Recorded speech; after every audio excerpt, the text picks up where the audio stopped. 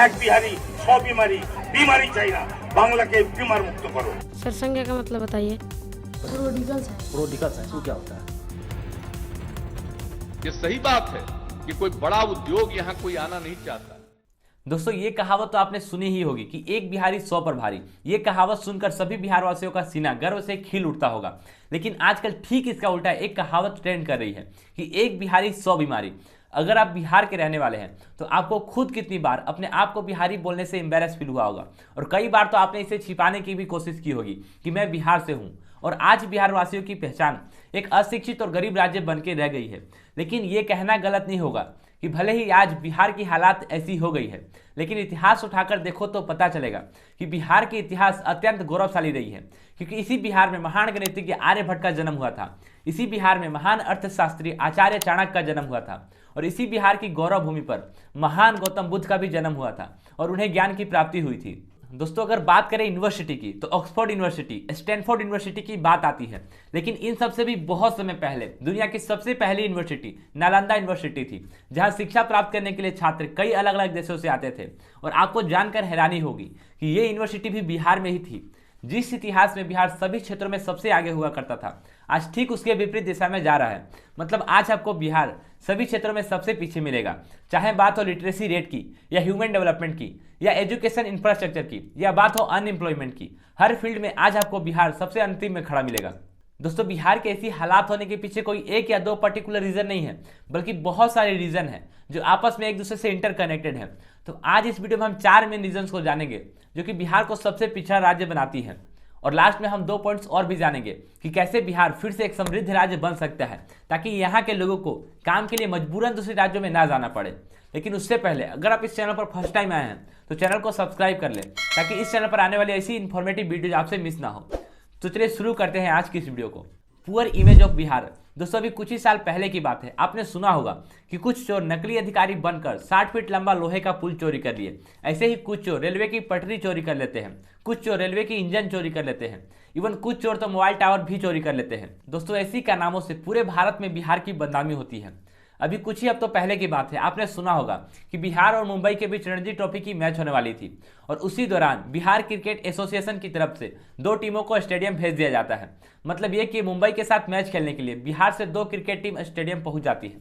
अब बताइए, जब ऐसी न्यूज कोई भी जानेगा तो उसके दिमाग में बिहार के लिए कैसी इमेज बनेगी। दोस्तों ऐसी कारनामों की वजह से पूरी बिहार बदनाम है। बिहार में एग्जाम के समय चीट कैसे होती है, ये सभी वीडियो भी इंटरनेट पर वायरल है। लोग 4-4 मंजिला इमारत पर चढ़कर चीट करा रहे हैं, खुलेआम स्टूडेंट क्लासरूम में चीटिंग कर रहे हैं। और ये सभी एग्जाम देने वाले छात्रों को नकल करवा रहे हैं। ऐसे ही आपने बिहार टॉपर रूबी की इंटरव्यू भी सुने होंगे, जिसमें उनसे पॉलिटिकल साइंस के बारे में पूछा जाता है कि पॉलिटिकल साइंस क्या है, तो वो कहती है खाना बनाने के बारे में। पॉलिटिकल साइंस या नया सब्जेक्ट हम सुन रहे, क्या चीज़ है? खाना बनाने के बारे में। पॉलिटिकल साइंस में खाना बनाने में बताया जाता है, तो होम साइंस क्या होता है? दोस्तों बड़ी ताज्जुब की बात है, जो लड़की अपनी सब्जेक्ट के बारे में नहीं बता पा रही है वो बिहार टॉपर बन जा रही है।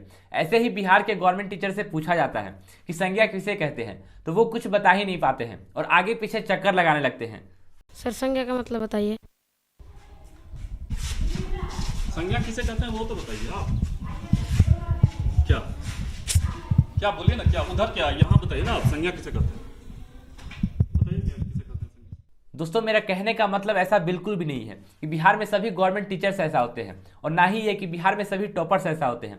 लेकिन हाँ, कुछ लोगों की वजह से पूरी बिहार बदनाम है, और ये सभी चीज़ें हमें दिखलाती है कि बिहार में करप्शन कितनी हाई लेवल पर चल रही है।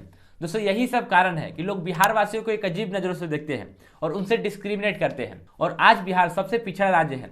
कहीं ना कहीं ये सभी चीज़ें भी बिहार को आगे बढ़ने से रोकती है। Caste politics. दोस्तों बिहार में डेवलपमेंट पॉलिटिक्स नहीं चलती है, और ना ही यहाँ ग्रोथ पॉलिटिक्स चलती है। यहाँ केवल और केवल कास्ट पॉलिटिक्स चलती है, और कास्ट पॉलिटिक्स में ही लोगों को फंसा के रखा जाता है। अब आपके दिमाग में एक सवाल आता होगा कि कास्ट पॉलिटिक्स क्या है, तो बड़ी सिंपल शब्दों में समझते हैं कि कास्ट पॉलिटिक्स क्या है। कास्ट पॉलिटिक्स ऐसा चीज होता है जिसमें लोग आपके द्वारा की गई काम को या आपके द्वारा की गई डेवलपमेंट को देखकर वोट नहीं देंगे, बल्कि आपकी कास्ट को देखकर वोट देंगे। भले ही आप काम करें या ना करें, लेकिन फिर भी आपको उस कास्ट की वोट मिलना फिक्स है। दोस्तों इसी कास्ट पॉलिटिक्स की वजह से बिहार आज इतना पिछड़ा राज्य है। ऐसे में यहाँ के कोई भी पॉलिटिशियन काम नहीं करेंगे और ना ही करते हैं, बस आपको कास्ट के झंझट में ही फंसा के रखेंगे। दोस्तों, जब हमारे देश में 1991 में इकोनॉमिक रिफॉर्म लाई जाती है, जिसे LPG कहा जाता है, लिबरलाइजेशन, प्राइवेटाइजेशन और ग्लोबलाइजेशन, इसका मतलब होता है कि सरकार अब प्राइवेट सेक्टर्स को बढ़ावा देगी और बिजनेस पर से अपनी रिस्ट्रिक्शंस को कम करेगी। और इस इकोनॉमिक रिफॉर्म से अब दूसरे देशों की कंपनी भी भारत आकर अपनी बिजनेस कर सकती थी। तो ऐसे में भारत के सभी राज्य एक दूसरे से आगे बढ़ने के लिए कंपटीशन कर रहे थे, फॉरेन इन्वेस्टमेंट को अट्रैक्ट कर रहे थे, फॉरेन की कंपनीज को अट्रैक्ट कर रहे थे। लेकिन वही बात करें बिहार की, तो यहाँ के नेताओं द्वारा यहाँ के लोगों को कास्ट पॉलिटिक्स में ही फंसा के रखा गया था और विकास नहीं सम्मान चाहिए जैसी नारा लगाई जाती थी। दोस्तों, यही कारण है कि बिहार आज सबसे गरीब राज्य बन गया है, जिसकी पर कैपिटा इनकम केवल 54,000 रुपये ही है, जो कि सभी राज्यों में सबसे कम है। दोस्तों, अगर सही में बिहार को डेवलप करना चाहते हैं तो कभी भी कास्ट के बेस पर वोट मत करो। जो लीडर ऑनेस्ट है, जो लीडर डेवलपमेंट कर रहा है, उन्हें वोट दो, भले ही वो आपके कास्ट के हो या ना हो, इससे कोई फर्क नहीं पड़ता है। तभी जाकर हमारा प्यारा राज्य बिहार डेवलप करेगा। परमानेंट सेटलमेंट एक्ट, दोस्तों ब्रिटिश गवर्नमेंट के लॉर्ड कॉर्नवालिस द्वारा 1793 में इस परमानेंट सेटलमेंट एक्ट को लागू किया गया था। इस एक्ट को कई राज्यों में लागू किया गया था, जैसे बंगाल, बिहार, उड़ीसा और असम में। इसमें ब्रिटिश ईस्ट इंडिया कंपनी ने छोटे छोटे किसानों की सारी जमीन की ऑनरशिप जमींदारों को दे दिया और अब ये जमींदार उन छोटे छोटे किसानों से टैक्स वसूल कर ब्रिटिश ईस्ट इंडिया कंपनी को देंगे और ये अमाउंट फिक्स्ड होती थी, इसलिए ही इसे परमानेंट सेटलमेंट एक्ट कहा गया था। इस एक्ट ने बिहार के छोटे किसानों की कमर तोड़ के रख दी, क्योंकि किसानों की फसल अच्छी हो या ना हो, मान लो इस बार बहुत ज़्यादा बारिश हो गई है या फिर मान लो इस बार बिल्कुल भी बारिश नहीं हुई है और किसानों की सारी फसल बर्बाद हो गई है, लेकिन फिर भी इन छोटे किसानों को, उन जमींदारों को टैक्स देना पड़ता था। अब क्योंकि इनकी फसल बर्बाद हो गई है, अब इनके पास टैक्स देने के लिए पैसे नहीं हैं, तब वे बड़े बड़े साहूकारों से पैसे उधार लेते थे उन जमींदारों को टैक्स देने के लिए, और समय पर पैसा ना लौटाने की वजह से उन छोटे छोटे किसानों को अपनी जमीनों से भी हाथ धोनी पड़ी। हालांकि इस परमानेंट सेटलमेंट एक्ट को भारत की आज़ादी के बाद 1947 में खत्म कर दी जाती है, लेकिन जिन किसानों की जमीन पहले से जा चुकी थी अब उनके लिए कुछ नहीं होता है। यही वजह है कि आज के डेट में भी बिहार में 30% से भी ज़्यादा किसान ऐसे हैं जिनके पास खुद की ज़मीन नहीं है, वो एज अ मजदूर दूसरे की खेतों में काम करते हैं। इस एक्ट ने बिहार के छोटे किसानों को पूरी तरह बर्बाद कर दिया। लेकिन अब आपके दिमाग में एक सवाल आता होगा कि इस एक्ट को तो कई राज्यों में लागू किया गया था, जैसे बंगाल, बिहार, उड़ीसा और असम में, तो केवल बिहार इतना पिछड़ा राज्य क्यों है? क्यों यहाँ एक भी बड़ी कंपनीज नहीं है? तो इसका जवाब आपको नेक्स्ट पॉइंट में मिलेगा। फ्रेट इक्वलाइजेशन पॉलिसी, दोस्तों इस पॉलिसी को 1952 में भारत की सेंट्रल गवर्नमेंट द्वारा लागू की जाती है, जो कि 1993 तक चलती रही, जिसका मेन पर्पस था कि पूरे भारत में इंडस्ट्रियल ग्रोथ को इक्वल करना। और इसके लिए सेंट्रल गवर्नमेंट उस समय ट्रांसपोर्टेशन पर सब्सिडीज भी दे रही थी। मतलब ये कि आप पूरे भारत में कहीं भी इंडस्ट्री सेटअप करिए, सेंट्रल गवर्नमेंट आपको ट्रांसपोर्टेशन पर सब्सिडीज देगी। तो ऐसे में कोई भी बिजनेसमैन अपनी इंडस्ट्री बिहार में क्यों सेटअप करेगा? क्योंकि बिहार में उस समय ना तो स्किल्ड लेबर थे, ना तो इंडस्ट्रियल एनवायरनमेंट थी, और ना तो ये राज्य किसी समुद्र के किनारे स्थित थी ताकि यहाँ से आप किसी दूसरे देश के साथ भी बिजनेस कर सके। तो ऐसे में कोई भी बड़ी कंपनी बिहार नहीं आना चाहती थी।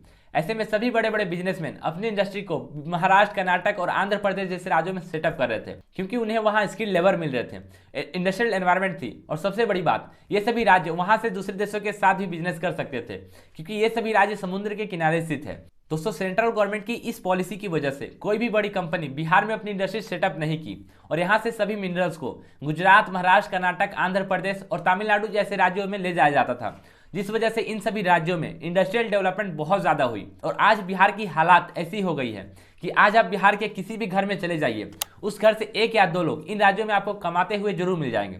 दोस्तों ऐसी मजबूरी में इन्हें ना चाहते हुए भी अपने परिवार को, अपने माता पिता को अकेले छोड़कर इन राज्यों में काम करने के लिए जाना पड़ता है। दोस्तों अभी तक हम लोगों ने जान लिया कि बिहार इतना पिछड़ा राज्य क्यों है, क्यों यहाँ एक भी बड़ी कंपनीज नहीं है।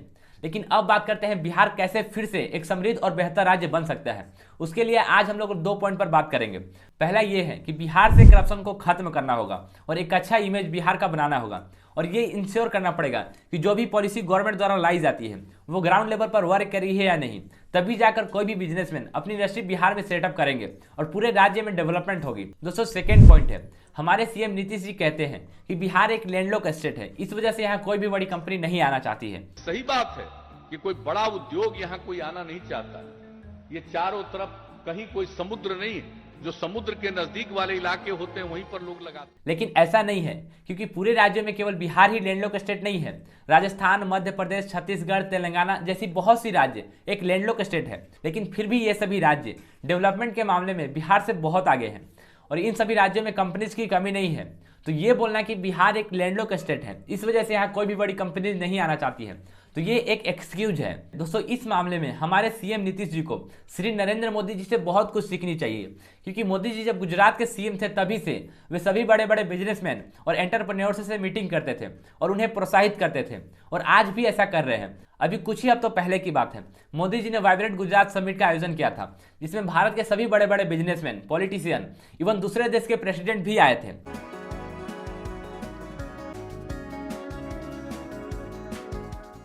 दोस्तों और इन सभी चीजों का रिजल्ट क्या हो रहा है हम बखूबी देख सकते हैं कि आज भारत दुनिया की सबसे फास्टेस्ट ग्रोइंग इकोनॉमी है।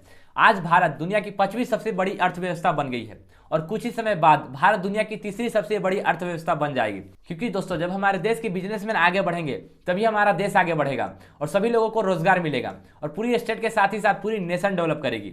इसी के साथ आज की इस वीडियो को यहीं समाप्त करते हैं। बहुत बहुत धन्यवाद आप सभी का इस वीडियो को लास्ट तक देखने के लिए। अगर आप इसी तरह के वीडियोस देखना चाहते हैं तो इस चैनल को सब्सक्राइब कर लें, ताकि इस चैनल पर आने वाली ऐसी इन्फॉर्मेटिव वीडियोज आपसे मिस ना हो।